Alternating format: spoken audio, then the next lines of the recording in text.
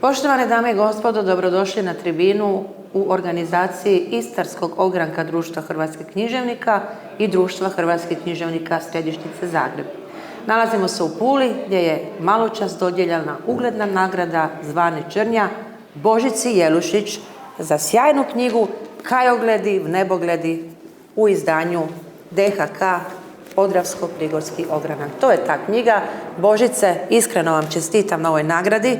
Zaista, evo, bila sam članica žirija, znači žiri je jednoglasno odlučio o nagradi u sastavu Vinko Brešić, Božica Brkan i moja malenkost Vlado Žigo-Španić. Zaista nije bilo nikakve dvojbe. Ovo je sjajna knjiga koja čuva hrvatsku trojezičnost, koja čuva hrvatsku zavičajnost, koja se bavi i suvremenim piscima, zavičajnicima ili onima koji pišu na kajkavskom jeziku, koja se bavi i temom domoljublja, ali na jedan duhovni način i kozmopolitizma. Dakle, ovo je jedna vrlo raznovrsna knjiga koja obuhvaća i književne kritike, i likovne kritike, i razne druge eseje i malo ćemo popričati s Božicom. Naravno da je ovu dobitnicu teško predstaviti u kratko vremena, reći ću samo da je ona autorica 70 knjiga, da ove godine obilježava 70. obljetnicu života i 50. obljetnicu svog književnog rada, da piše vrhunsku poeziju i na štokavskom i na kajkavskom jeziku, eseje, kritike, piše također i prozu, prevodi s engleskog i njemačkog, zastupljena je u 40 antologija na hrvatskom i na mnogim stranim jezicima, također i u školskoj lektiri, a dobitnica je zaista mnogih uglednih nagrada. Na primjer, Galovićeve nagrade za djelo zavičajne tematike, Maslinov vijenac za sveukupni opus, dobitnica je nagrade Pasionska baština za duhovnu poeziju, nagrade Matice Hrvatske za najbolji roman, nagrade Katarina Patačić, dobila je nagradu Tin Ujević, nagradu Dubravko Horvatić, razne druge nagrade, sad nagradu Zvane Črnja. Evo završimo jer smo izgubili mnogo minuta kada bismo samo nabrali priznanja ovoj našoj uglednoj književnici. Draga Božice, evo stvarno me ova tvoja knjiga fascinirala, sam pročitala od korice do korice. Tu je ona tvoja klasična teza da je ljudski život poput stabla, korijenjem smo urasli u zemlju, zavičaj, deblo simbolizira naš rast, uzdizanje prema visinama, krošnja, nekakvo širenje, dakle iz zavičajnosti u kozmopolitizam, prožimanje svih kultura što bi mogle simbolizirati grane koje se prožimlju. Prvo što me fasciniralo u ovoj knjizi, to je vaš stil. Znači, vaš stil je izrazito literaran. Vi ste pobornica, ajmo reći, jednog eseja flanerovskog tipa, dakle da čovjek oživi sva osjetila kad govori o prostoru, da orkestrira sve misli i uspomene kad govori o zavičaju, sve to lijepo potkrepljujete svojim znanjem, jako lijepo ušivate citate u svoje tekstove. Uglavnom, smatrate li da esej po svojoj prirodi mora biti literaran? Jer recimo, kad pišete književne kritike, vi pišete umjetničke kritike, a Matoš je govorio da je kritika umjetnost umjetnosti. Dakle, slažete li se da esej mora biti literaran prije svega? To je apsolutna teza koja stoji i koja bi se morala poštovati kod ocjenjivanja i procjenjivanja eseistike. Mi smo ovdje imali, ja sam česti sudionik ovdje u Istri i sudjelovala sam na jednom, kada smo imali temu eseja u jednoj prigodi i onda sam nazvala svoj ese kao esej. Znači ese, bit života, bit postojanja može se izraziti na eseistički način. Pritom valja znati ono što je Wallace Stevens govorio za poeziju, cijeli svijet je pjesnička građa, nema isključivo pjesničke građe. To bi se samo moglo zamijeniti riječju esej. Znači, cijeli svijet je eseistička građa. Što znači eseizirati? To znači suštinski promišljati neku temu, dovesti je u svoj fokus, ali oko nje isplesti jednu fantastičnu mrežu svega. To može biti udaljavanje u duboke slojeve prošlosti, to mogu biti neke projekcije budućnosti, to može biti ili neka mala svađa i sporenje sa svojom književnošću, literaturom koju smo prethodno pročitali i usvojili. U okviru eseja sve stoji. Paradigma je recimo Montaignev esej o mirisima. Sad može o mirisima pisati fantastičan esej. To je isto putovanje, to je jedno olfaktivno putovanje u djetinjstvo, u dubine sjećanja, inspiriran mirisima. O čemu piše Bela Hamvaš? o branju trešanja, o prežganoj juhi, o postelji kao zadnjoj lađi siromaha. To je inače i Ujevićeva misao. Znači, nema ograničenja kad pišete o eseju, ali si pritom morate dozvoliti da riječi lete, da su riječi krilate, da su riječi poticajne, a ne suhoparne. Ipak je književna kritika i ona druga eseistika, kad se vi dotičete tuđih knjiga i tuđega rada, ipak je ona na stanovit način kao jedna posna pogača. Već ste vi istisnuli sokove iz nje i onda ste napravili, kompaktirali ste nešto i tom posnom pogačom hranite svoga čitatelja. Jako lijepo ste nam, Božica, objasnili. Vaši su eseji zaista i intimistički i antropološki, puni su duhovne književne scenografije i zaista sam s užitkom ih čitala. Pa evo, malo se osvrnimo na kritiku. Dakle, tu ste pisali o raznim autorima, o Franu Galoviću, Dubravku Ivančanu, o Mirni Weber, Emiliji Kovač. Dakle, većinom o piscima zavičajnicima. Vi se sami smatrate piscem zavičajnikom. Smatrate da je taj zavičaj vrlo važan, pogotovo u današnje vrijeme, kako pišete, egomanije i samodopadnosti. Što sve obuhvaća pojam pisca zavičajnika, kako vi samu sebe nazivate?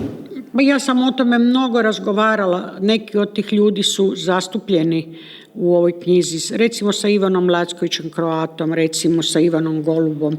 I složili smo se u tezi da nema tako malenog mjesta na svijetu iz kojega ne bi mogao izaći veliki čovjek. Složili smo se da je genius loci najizraženiji u zavičaju, znači prostorne energije, ljudske energije, energije divljine, energije vaše osobne koje procvatu u dodiru sa zavičajem. I onda je, recimo, Lacković uvijek govorio u slikama, veoma afektivno, veoma slikovito, pa je rekao: mi ljudi s obodnice svijeta u tim malim zavičajima stalno tražimo neki centar. Između nas i svijeta je velika, ogromna šuma i tu je šumska prosjeka i vidi se neka mala titrava točkica svjetlo i ti ideš za tim svjetlom, ideš u svijet, a zaboravljaš da svijet dolazi k tebi i da je svijet tamo, centar je tamo gdje su ljudi centra. Gdje se ljudi centra u kotve smjeste, situiraju, tamo dolazi svijet. Ne treba preko te šumske prosjeke gaziti i ići u centar. Centar će doći k vama jer vi ste ljudi centra. Vi pomičete pojam centra, duhovni pojam centra se pomiče iz metropole prema malenim mjestima gdje ljudi kreativno žive, gdje žive sinergično i to je ta priča o tome. A Ivan Golub pak naučio me nečemu drugome. Bio je u Irskoj i ja kažem: velečasni, a što se vama najviše dopalo u Irskoj, koja je, kao što je znano, veoma prožeta duhovnim energijama, povijesnim i što sve ne? A on reče: drevje, drveće, jer je najsličnije Podravskomu. Da. To je, dakle, tajna, to je paradigma. U krajevima kamo idemo i u kulturama u koje hrlimo, volimo ono što je najsličnije onome što smo u zavičaju ostavili. Tako. Evo, ima lijepa definicija zavičaja, zaista imate vi tu sjajnih definicija, jednostavno to sve iz vas teče kao slap vode iz tisuće kapi koje se prožimaju u nekakvim, ajmo reći, posebnim staklenim prizmama snova. Znači, ovo je i stvarnost i neko snoviđenje sve zajedno, ali zavičaj definirate kao mjesto duboke duhovne sinteze prostora i prirode, kao antropološko mjesto gdje se čovjek osjeća najbliže u suglasju s prostornim energijama, krajolikom, te je stalno uronjen u materinski jezik. To je jako bitno naglasiti, jer ste vi 2/3 svojih pjesama napisali na kajkavskom. Vaša je teza da pisci iz Gornje Hrvatske, bez obzira na štokavski standard, i dalje vole najintimnije emocije izražavati na zavičajnom dijalektalnom idiomu. To su, recimo, Prigorci, Podravci, Zagorci, Gorani i tako dalje.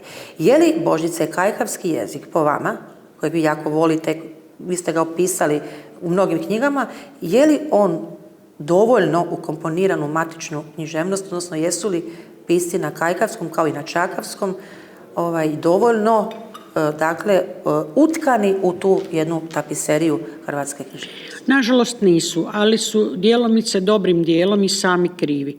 Naime, postoji zamka svidljivosti u kojoj se svi koprcamo današnjim danom i u ovom svijetu kada su mediji opće vladajući i nameću standarde, ukus i i način ponašanja.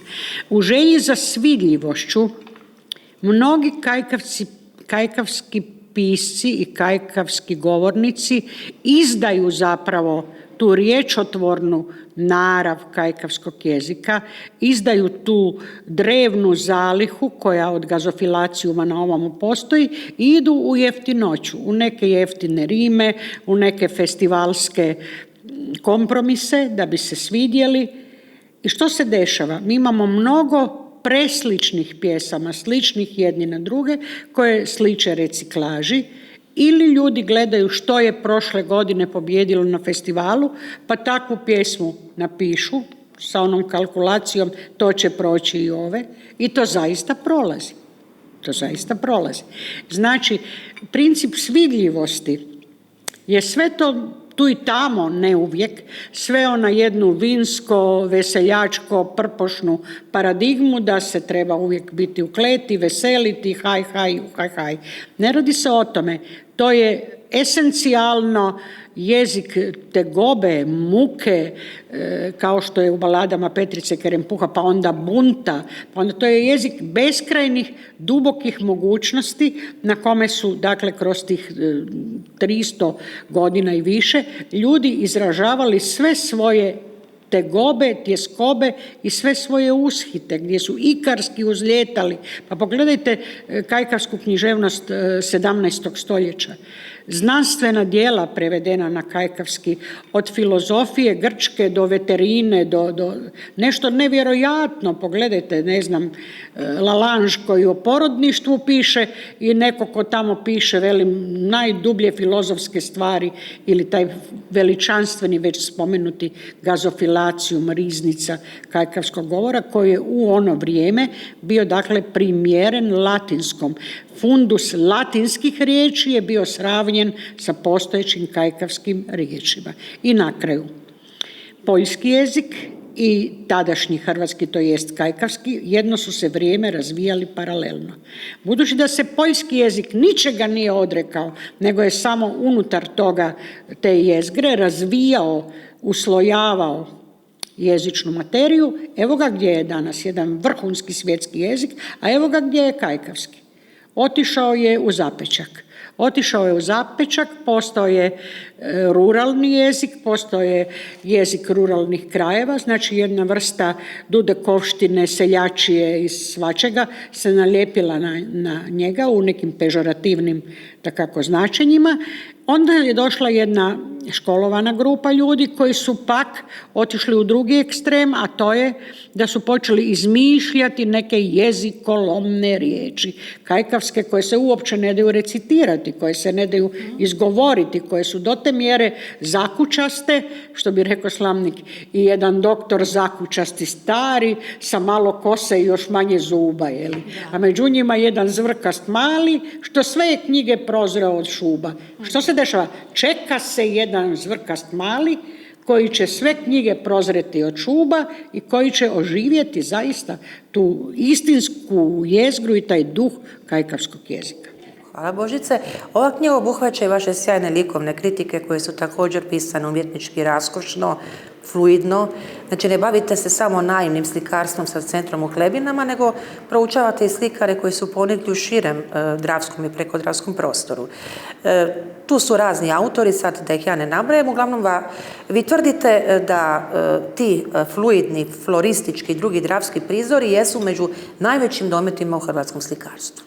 To nisam zapravo ustvrdila ja, niti sam to proizvoljno zaključila. Da, hoću da kažem da sam jednog dana sjedila kod profesora Kulmera u ateljeu, rada sam s njim komunicirala, Šima Dbanov me upoznao s njim, on je bio divan kozer, znao je krasno govoriti i davao je mudre savjete o mnogim stvarima.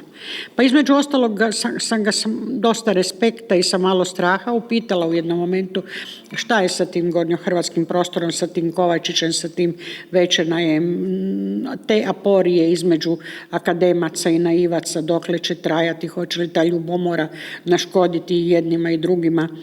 On je veoma mirno, veoma sabrano i koncilijantno rekao, ali oni bi bili slikari i da ne pripadaju u tom pravcu, oni su se rodili da budu slikari. I to je zaista tako, to je jedini pošten stav koji sam nastojala ovdje oprimjeriti, eksplicirati na više pojedinačnih opusa autorskih. Dakle, iz tog stava koji me veoma umirio, koji me veoma potaknuo da bi oni i ovako bili slikari, da se i nisu rodili u tom periodu kad je naiva došla do svoje cvjetne faze. Znači, ja sam pisala o njima kao o ljudima koji su prepoznali svoj dar, koji su razvili svoj zanat i koji su napravili ono što se ako se to u književnosti zove stil, onda se to u slikarstvu zove znak, koji su došli do razine znaka. Znači, da im nije potreban potpis, da možete kvadratni centimetar njihove slike izrezati i vi ćete znati tko je to. Jer oni imaju znak. Da. Ima jedna sjajna esej Podravska abeceda, znači u svakom slovu dajete neko obilježje P, Panonsko more, ovo, dakle da sve riječi na koncu početne tvore riječ Podravina, tu se obuhvaćaju svi vaši nekakvi motivi, od Panonskog mora, folklora, prirode, do podravskih balada, mola, veoma domišljato, kratko, sveobuhvatno, to mi je zaista jedan od najdražih eseja u ovoj knjizi, svi su mi zapravo jako dragi. Dakle, nagradu ste dobili zbog svog koncepta zavičaja, koji nažalost danas i jest malo ugrožen, jer tu ima i melankoličnih slika. Vi zavičaj opisujete kroz mirise vrta, kroz ptičji orkestar, kroz mamine hiže, kroz mirise starih ormara, kroz bombone, kroz jela. Dakle, tu su sada i neke slike naherenih starih ormara, nekakvih spaljenih šuma, opustošenih hiža, nekakve nostalgije za tim zavičajem koji možda odumire stoga što je vrijeme ubrzano digitalno-tehnološko, ljudi odlaze u velike gradove, mladi hoće iskušati svijet, pa zavičaj tako ostaje možda sam sebi u nekoj sjeni dovoljan kao da vodi dijalog sa samim sobom. Sve su to, dakle, evo, mi imamo ograničenu minutažu, s Božicom bih mogla satima razgovarati, jer uvijek me jedna asocijacija vodi u drugu i stvari mi pletivo misli i uvijek me posjeća na pletilju, kad kažem ne samo književnicu, nego i pletilju. Dakle, zbog koncepta zavičajnosti, zbog trojezičnosti, njegovanja trojezičnosti hrvatskog bića, kako neki vole reći, zbog njegovanja materinskog jezika i zbog izvrsnog eseističkog tkanja teksta, koji je zapravo jedna rapsodija slika, misli, znanja, mitova, svega, ova knjiga je zasluženu nagradu dobila Zvane Črnja. Božica, još jedno tipično kratko novinarsko pitanje, a to je ono, kad ste čuli, kad vam je javljeno da ste dobili tu nagradu, što vam je prvo prošlo kroz glavu, iskreno? Ispašću neskromno vjerujem, ali sa 70 godina života i gotovo isto toliko knjiga iza sebe, mogu reći da sam pomislila vrijeme je, zaslužila sam ju. Ovo nije moja prva eseistička knjiga, nego neka 6. ili 7. po redu i ja držim da sam sa tih nešto više od 300 stranica eseistike nešto pokazala i da sam taj svoj stil zaista brusila pomno, kao što se fasete bruse da bi lijepi kamen bio još vidljiviji sa svih strana. Ja sam to brusila, to je moje i životno iskustvo i literarno iskustvo i napokon poznato je da sam ja dosta zagrižljivi i strogi esteta i da pod tom dosta visokom estetskom ljestvicom nastojim i sama djelovati, a i tako procjenjujem druge. I upravo u tome je i poanta onoga što želim reći. Ako ja samoj sebi nametnem tako jak jaram, onda imam pravo i imam razlog da i o drugima kažem pravorijek. To mi daje pravo da kažem o drugima jer sam prije svega samoj sebi stroga. Bila sam si stroga. Možda malo sam tu i tamo popustila u izboru jer je koncept i bio zavičajni. Gornjohrvatski prostor, konkretno reći ću od Vrbovca do Martina na Muri. Znači što ja smatram svojom latifundijom književnom i ovako i onako, jeli? Pa sam onda to obradila, ali sam tu dala i kreditirala neke ljude i to je isto jaram za njih koji će oni sada morati opravdati, jer ako se nalaze u društvu Večenaja, Lackovića Kroate, Mije Kovačića, onda će oni znati kako moraju vući kist, da nisu soboslikari nego slikari i usporedno pisci. Ako su dobili šanse nakon druge ili treće knjige, oni će znati s kim su oni u jatu Ptića Kajkavića i što trebaju činiti da zasluže svoj glas u tom jatu. Znači, svjesno sam neke ljude kreditirala, a neki su moje, to se vidi i po godinama, da su neke moje dugotrajnije obsesije da ih pratim, ustrajno, da ih pratim i kompatibilni smo. Zato i ove pjesme koje im ja atribuiram, jer ponekad kao što literatura nastaje iz literature, tako, ponekad kažem, tako i slikanje nastane kad si potaknuta iz onog pretička, iz onog viška, još malo vučeš nešto po papiru i onda to ispadne neka lijepa slika. Ja sam zadovoljna, mislim da je ovo dobio moj zavičaj gornjohrvatski, ovu nagradu. Ja osobno, kao što ste istakli, i hvala vam na tome, ja sam dobila sve hrvatske nagrade, ne postoji ni jedan žanr u kome ja nisam dobila nagradu, ako sam se njime bavila. Evo, nedavno sam dobila svoju 14. nagradu za najljepši hrvatski putopis u Loboru. Dakle, čak i za roman koji nije izvorno moja vokacija. Da, hoću da kažem, eto, čak sam i za roman dobila nagradu Matice Hrvatske, za ljubavnu poeziju Zvonimira Goloba, Dakle, ja nisam frustrirana. I isto mi to omogućava da kažem nešto o kolegama i da kažem nešto o načinu kako se danas uspijeva i kako se sebe stavlja ponekad malo i pretenciozno u fokus i kako se grabež za javnom pozornošću promovira, jer ja to ne govorim iz ljubomore. Ja ni jednu tu nagradu ne želim za sebe, već sam ju dobila. Mogu dakle reći svoj pravorijek o našoj književnoj sceni. Da, s ovom veziljom stihova, veziljom riječi, veziljom rečenica, sa ovom fantastičnom ženom i spisateljicom koja tako zna isplesti cijeli svijet i napraviti čudesne oblike boja, veličina i svega, s ovom jednom zaista iznimnom osobnošću. Ovo nije patetika, nego je to istina. Sa ženom tolika opusa, mogli bismo dugo razgovarati. Ona priprema 3 knjige, zapravo već su u pripremi za tisak i tim 3 knjigama obilježit će se 50 godina njezinog stvaralaštva. Poštovani gledatelji, hvala na pozornici, hvala i na pozornici i na pozornosti. Na pozornici hvala Istarskom ogranku DHK, na pozornosti hvala svima vama, hvala Božici Jelušić. Dakle, riječ je o knjizi Kajogledi, Vnebogledi, molim vas pročitajte i uživat ćete. Jednostavno ću vas uvući u svoju magiju riječi, jer ona stvarno je mag. Ja je barem tako doživljavam. Sve što ona piše je i stvarnost i nestvarnost, sve je to neka magija pisanja, odnosno jedan iznimno urođeni talent. Hvala vam na pozornosti, još jednom Božice čestitke i neka vas ova nagrada potakne da nam izvezete još jako, jako puno lijepih stvari u hrvatskoj književnosti. Hvala i doviđenja. Nadam se, doviđenja.